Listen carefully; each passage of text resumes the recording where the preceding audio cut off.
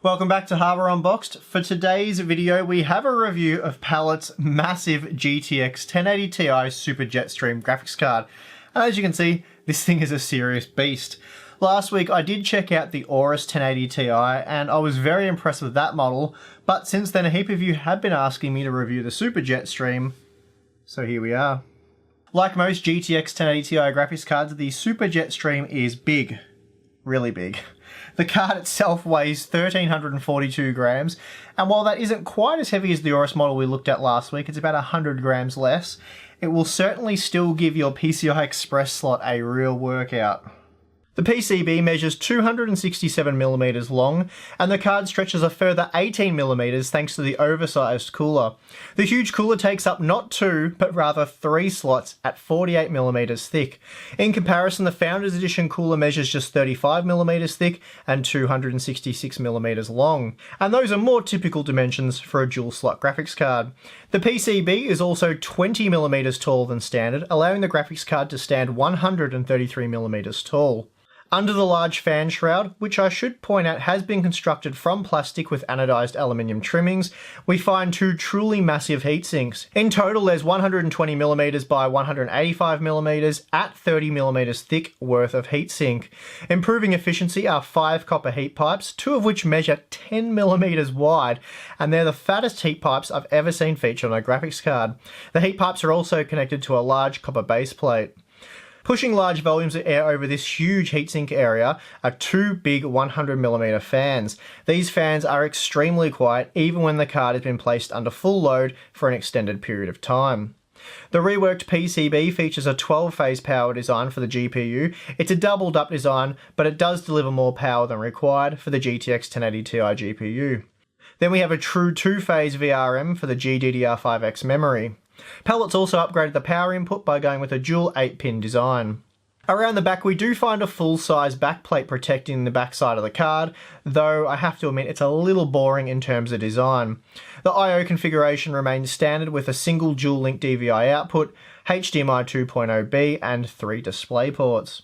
Out of the box, the card comes clocked at 1531 MHz for the base with a boost clock of 1645 MHz. The GDDR5X memory though has been left stock at 5500 MHz for a throughput of 11 gigabits per second. Impressively, the card held a boost clock speed of at least 1898 MHz, which is slightly higher than the 1886 MHz the Aorus card ran at. For the most part, out of the box, the card sat at 1936 MHz though, which again is very impressive.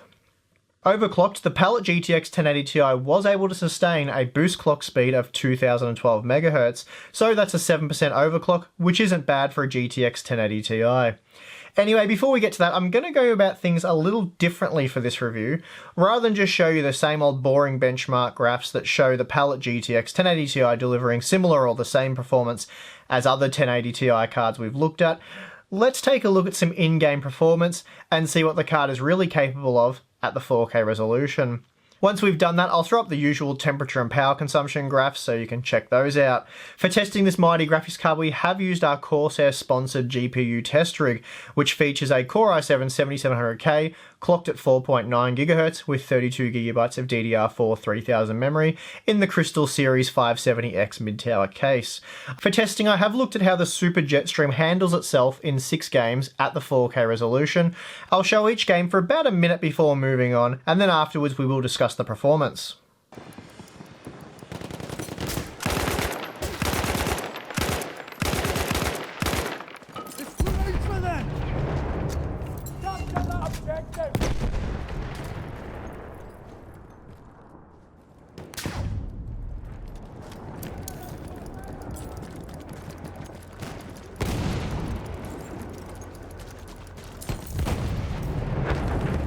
We have taken objective Edward.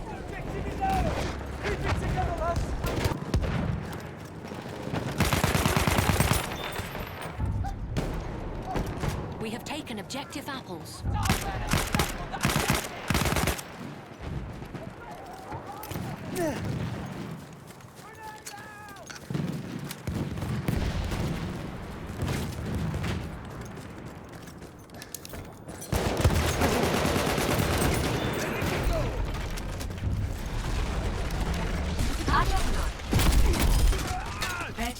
seconds remaining. Experience tranquility.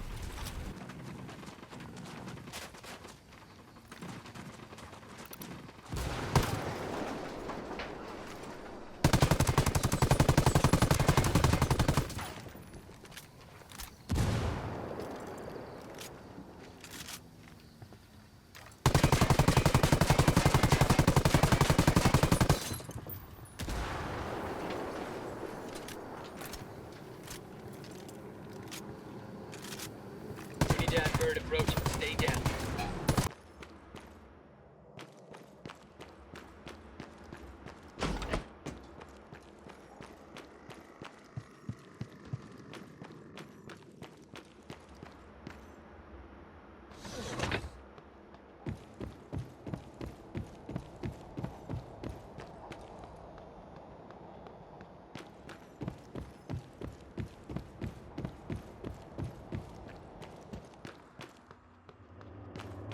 Nineteen, 20, 20.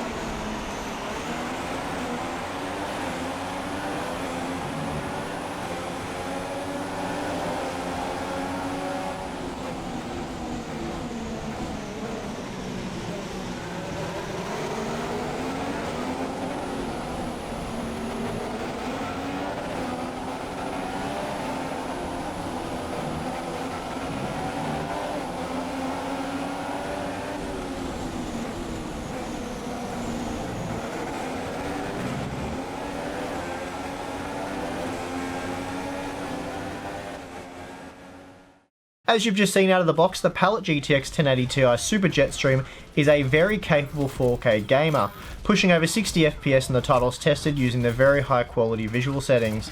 Battlefield 1, for example, was tested using the ultra quality preset and the game still hovered in the mid 70s. Overwatch was good for well over 100 FPS, as we often saw around 160 FPS using the ultra quality preset. Even Mass Effect Andromeda saw over 60 FPS for the most part, as did Prey.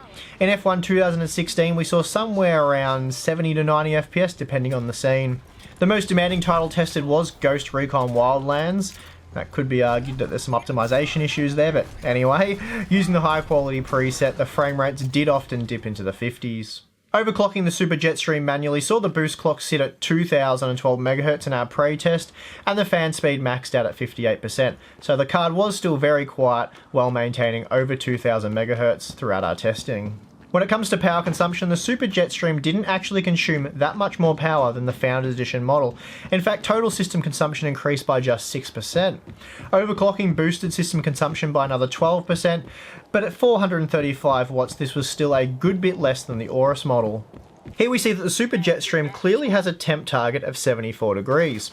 This was the same maximum temperature seen even when overclocking. Obviously when overclocked the fan did spin up a little faster to deal with the added load, but it was still far from loud. In fact, by manually setting the fan speed and increasing it a bit to just 2200 RPM, the card's operating temperature was still very quiet while the temperatures dropped to just 64 degrees. This was a good demonstration, at least in my opinion, of just how powerful the GeForce GTX 1080 Ti is. It really does make single GPU 4K gaming a reality. The fact that we could max out beautiful looking titles such as Battlefield 1 while playing at the 4K resolution and still achieving over 60 FPS is a testament to Nvidia's flagship gaming GPU. Palit Super JetStream does a good job of extracting the maximum performance from the GTX 1080 Ti out of the box. It's possible to extract a few more frames via custom overclocking, but really it's almost not worth it. Palit really has done all the work for you. This is a good thing as their Thrustmaster software is a bit clumsy and in my opinion looks very dated. Speaking of looks, the Super JetStream is at risk of being a little too bland in my opinion, especially when compared to models from MSI, Asus and Gigabyte for example. Still, it will blend into most systems well enough, though we do hope the RGB lighting on future models will be a little less, how should I put it, tacky looking. The only other gripe I have with the card's design is that chrome strip on the front of the graphics card. While it does look very nice, it scuffs very easily, and once scuffed, the effect is kind of lost. Looks aside though, the cooler does work very well, and it's very quiet, even under load, and it's great to see that Palit hasn't skimped on those thermal pads. Those monstrous 10mm copper heat pipes look very mighty as well. It's a bit of a shame Palit didn't do a better job of showing those bad boys off. Lastly, there's the issue of the price, which we can't actually address at this point, as it's not currently on sale in the US or Australia, at least not from the usual suspects. So it's hard to draw any concrete conclusions without knowing the retail price. If Palit can undercut the Gigabyte Aorus model that I looked at last week, then I think they have a real winner on their hands. Historically, Palit have been very competitive on their pricing, so I expect this model to come in pretty close to that $700 US MSRP. Overall, the Palit GTX 1080 Ti Super JetStream delivers exceptional performance, especially for those wanting a game at 4K, hardly breaks a sweat there. Anyway, that's going to do it for this one. I hope you enjoyed the format change. I thought it was nice to sort of show you the performance and what it can do at 4K rather than just show a graph where, hey, it's pretty much the same as the Aorus card we looked at last week, 1 or 2 frames different. It's not terribly exciting, so something a bit different. Won't always review graphics cards this way, but I thought for this one a bit of a format change was necessary. So I hope you guys agree. I'm your host Steve, see you again soon.